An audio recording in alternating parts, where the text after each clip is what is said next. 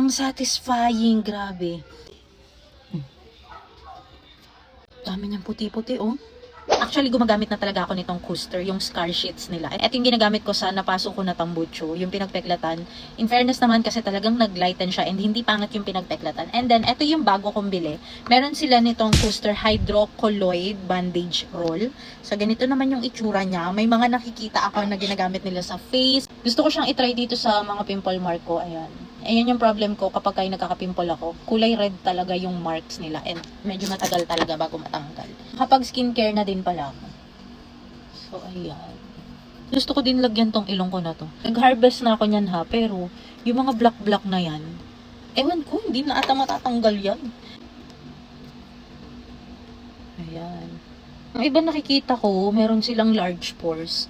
Nilalagay din nila to sa pores nila. And yung pagkagising nila kinabukasan, alam niyo yung tipong parang nakaka-close talaga lahat ng pores. So, iiwan ko na yan sa face ko overnight. By the way, Kuster Hydrocolloid Bandage Roll to ha. Ganyan siya kakapal.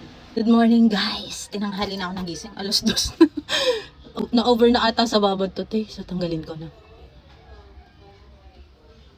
Uy, sobrang kapit talaga niya. Medyo masakit siya kapag kayong tinatanggal. So, ganyan itsura niya. Hindi ko alam kung ano yung puti-puti na yan, pero parang napaka-satisfying niyang tignan. Feeling ko mga dumi-dumi ko yan sa mukha. So, ganyan yung naging itsura ng skin ko. Sobrang dikit. Rinig niyo?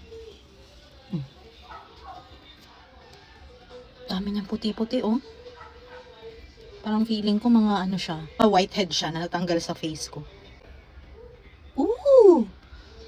Girl, ang satisfying. Grabe. Feeling ko talaga mga dumi-dumi yan sa mukha.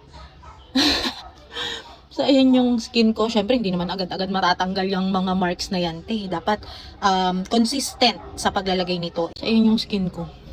Saka tingnan niyo ilong ko. Kagabi super dami niya color black. Pero ngayon, ayan na siya. And pimples ko dito. Kagabi, sobrang namimintog. Pero ngayon, tuyo na siya. Saka hindi na siya masakit.